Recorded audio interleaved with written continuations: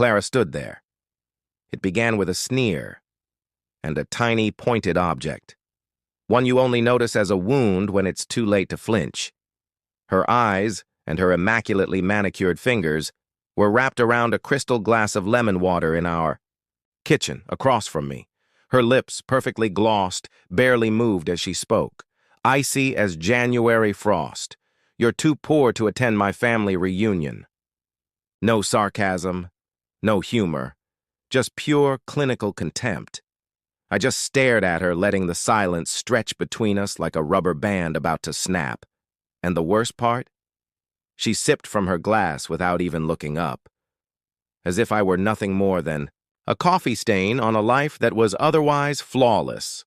Clara Whitmore, my wife, stunning, ambitious, cunning. In her worldview, the only thing that mattered. Her father, Harrison Whitmore, a senator with a big smile for the cameras. Her brothers, Elliot and Graham, operated hedge funds and managed market disasters. Her mother, Joelle, could scold a waitress for forgetting lemon protocol in her drink at a charity gala. And then there was me, Grayson Maddox. To them, I was a charity case. The man Clara married during her rebellious phase, on the wrong side of the tracks.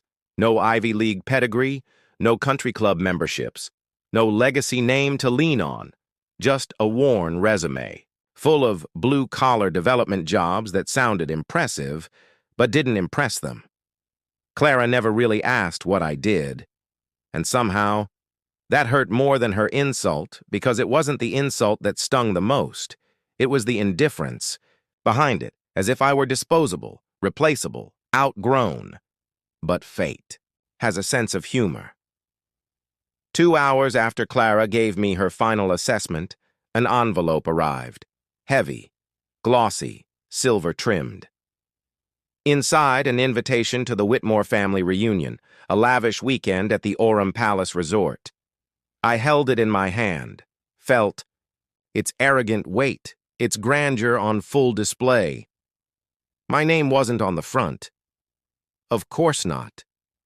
Clara hadn't even bothered to invite me. But I didn't need an invitation, because the Orem Palace was mine. I reclined in my chair and smiled, the kind of smile you give when the long game finally pays off. They thought I was just the quiet husband who nodded at dinner. They didn't know about the late nights, the dream I built, piece by piece, the empire I forged.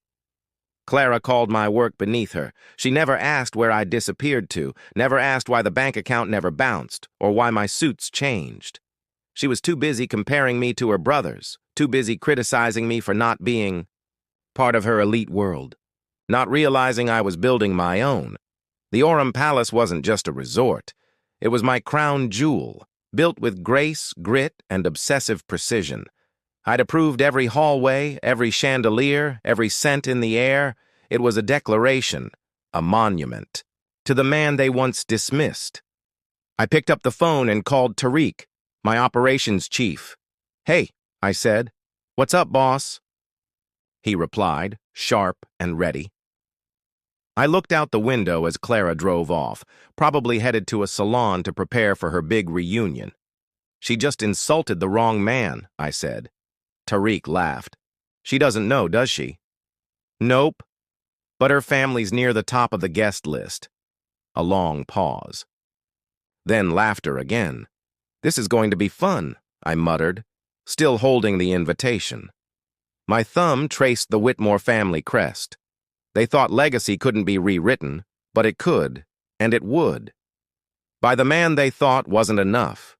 15 years ago, I was just a kid with rough hands and a toolbox. I spent my 20s moving furniture, fixing drywall, sweating on tile floors I'd never be invited to walk on. But I was watching, learning. I studied boutique hotels like a student, not for their luxury, but for their potential. I saw what worked, what failed. I learned where others cut corners. Slate House was my first project. 3 years of savings, borrowed against my truck. Clara laughed. called it a vanity project. But I painted those walls myself. Served coffee at the desk, wore a fake name tag to hear what guests really thought. Knew I wouldn't get a second chance. And I didn't need one. Slate House went viral. A travel writer stumbled upon it. Celebrities followed. Investors came knocking. I turned them all down. People said I was arrogant. But I wasn't. I was careful. Now I'm 38, leading a global hospitality brand with 17 resorts across 3 continents. No magazine covers, no public profile, just quiet excellence, and a name whispered behind closed doors. Maddox Legacy Group. The Aurum Palace was the masterpiece. A blend of Balinese serenity, European elegance, Scandinavian precision, everything down to the pins in the curtains, designed to make guests feel valued. And Clara? She never noticed. She never asked why I stopped using her father's connections. Never asked why I no longer needed anything from her. She thought I was disappearing. But I was becoming. So when the Whitmore family booked their reunion, through a luxury concierge, unaware it was my palace, I made some adjustments. The menus changed, the signage updated, everything down to the typeface carried the imprint of the Maddox legacy. They wouldn't know until the night of the gala. At 7 p.m., the digital signage would reveal it all. Their kingdom belonged to the man they had erased. Tariq and Monique, my top team, stood ready. The final update's been pushed, she said, handing me the tablet, all set to display at 7 sharp. Unless you'd like to push the button yourself. I smiled. No, I said. I want the truth to come out naturally, because sometimes all it takes is the soft knock of knuckles against marble to cause a tremor.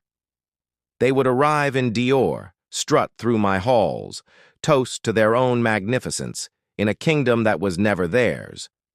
And when the clock struck 7, they wouldn't just learn the truth. They would feel it. I wasn't planning a reunion. I was curating a reckoning. One course. One chandelier. One memory at a time. And I was seated right there.